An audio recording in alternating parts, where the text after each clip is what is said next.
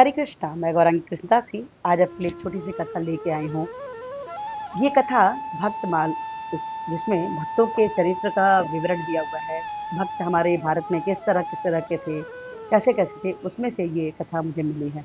आज की कथा ऐसी कथा है कि जिसको देख के, सुन के, समझ के हम भी भक्ति में आगे बढ़ सकते हैं। ठीक है, बहुत तीव्रता से तो नहीं, लेकिन हाँ, धीरे-धीरे हम प्रगति कर सकते हैं। वो किस प्रकार से होगी? एक संत हुआ करते थे, उनका नाम था सोजा जी। सोजा जी जो थे वो महान संत थे और उनकी पत्नी भी उन्हीं की तरह ही पतिव्रता थी और हमेशा अपने पति का हमेशा हर चीज़ों में साथ देती थी। जब सोजा जी को ये समझ में आया कि हम अगर गृहस्थ में रहेंगे, तो हम अच्छे से भक्ति नहीं कर पाएँगे, इतनी तीव्रता से मेरी भक्ति नहीं हो पाएगी।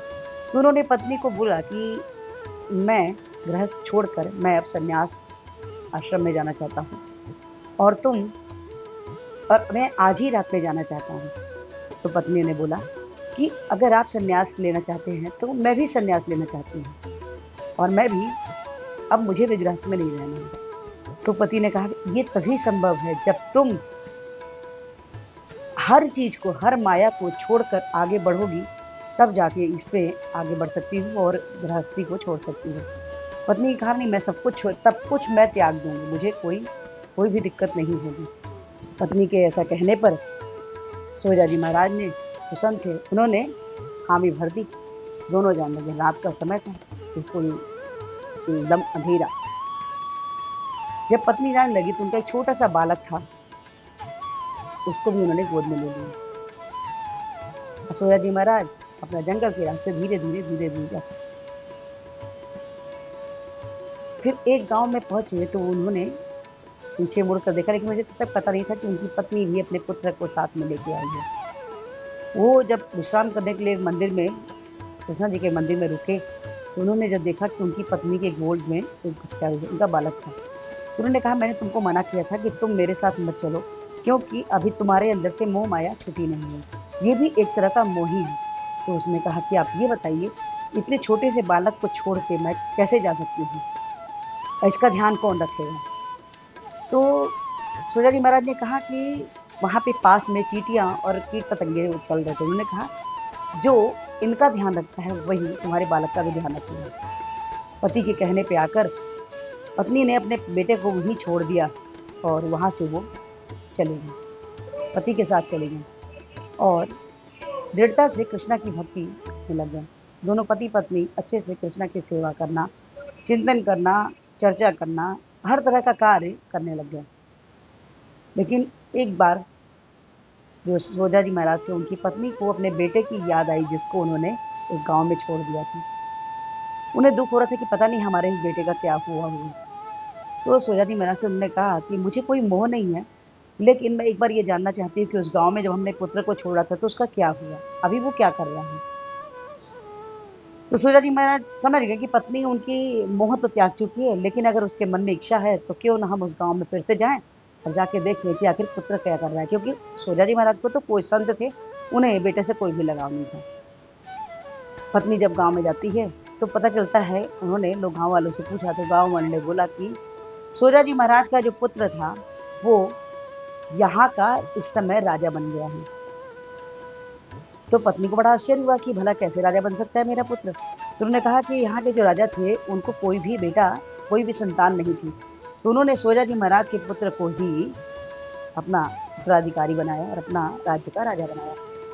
ये सुनकर पत्नी रोने लग गई और उसने कृष्णा पे अपनी श्रद्धा को और दृढ़ता से बढ़ाया। उसको ये समझ में आ गया कि अगर हम ये भरोसा करते हैं कि कृष्ण हमारी रक्षा करने वाले हैं, हमारा संग जो भी कुछ होता है वो अच्छा या बुरा हम जानते हैं, पर बुरा भी बुरा नहीं होता, अच्छा ही होता है। अगर संत के साथ वो बच्चा होता, तो क्या वो राजा बन सकता था? नहीं, नहीं बन सकता था। सोजा जी महाराज ने बहुत प्रसन्न हुए और अपनी पत्नी को बोला कि देखा, अगर हम निष्ठापूर्वक पूर्ण रूप से कृष्ण पे अगर समर्पित हैं और हम सारे कार्य को कृष्णा के लिए ही छोड़ देते हैं, जो कृष्णा ही देखेंगे, तो उस कार्य को कृष्णा पूरी जिम्मेदारी के साथ तो वैसे भी करते हैं, लेकिन हमारी जब निष्ठा उनके प्रति होती है, तो हमारी निष्ठा को वो और दृढ़ता हमारी निष्ठा में आ गई, ऐसा सहयोग हमारे कृष्णा करते हैं। कहने का तात्पर्य ये है कि हमें हर क्षण हमेशा अपने आराध्य, अपने प्रेमी, अपने प्रीतम, आप जिस रूप में कृष्णा को मानते हैं, अपने पुत्र के रूप में, भाई के रूप में, मित्र के रूप में, जिस भी बंधु के रूप में, जो भी आप उनसे संबंध रखते हैं, कृष्णा उस संबंध को बखूबी निभाते हैं। क्योंकि अगर हम विग्रह को विग्रह जान के पूजा करते हैं, तो वो विग्रह ही दिखेगी, लेकिन अगर आप उसको विग्रह नहीं, अपने बालक जैसा, अपने भाई जैसा, अपने संबंधी जैसा मानते हैं, तो कृष्णा उस संबंध को भी पूर्ण रूप से निभाते हैं। तो हमेशा हमेशा हमेशा हमें ये प्रयास करना चाहिए कि हम अपने हर दिन, जैसे आज का दिन जो था, आज जो बीत रहा है, वो कल से बेटर हो और ज़्यादा अच्छा हो, हमारी भक्ति और आगे बढ़े, हमें ऐसा प्रयास करना चाहिए। न कि क्योंकि कल की दिन तो गई, कल का रात बीत गया, कल हमारा वापस नहीं आएगा, लेकिन आज अभी ये क्षण हमारे हाथ में है, इसे हम भगवद गीता पढ़ना, भागवतम पढ़ना, सुनना, बोलते हैं श्रवणम कीर्तनम पाद सेवनम सात्यम, ये जो नौ विधि है, नवदा विधि व्यक्ति, जिसके द्वारा हम कृष्णा को प्राप्त कर सकते हैं। लेकिन सबसे बेस्ट, सबसे आसान, सबसे सरल विधि होती है भक्ति। सबसे भक्ति होती है आप अगर उन्हें स्मरण करते हैं, उनका जप करते हैं, तब कृष्णा बहुत ज़्यादा प्रसन्न होते हैं। ये छोटी सी घटना और ये छोटी सी कथा आपको कैसी लगी? अगर अच्छी लगी हो तो प्लीज़ लाइक कीजिए, शेयर कीजिए, सब्सक्राइब कीजिए।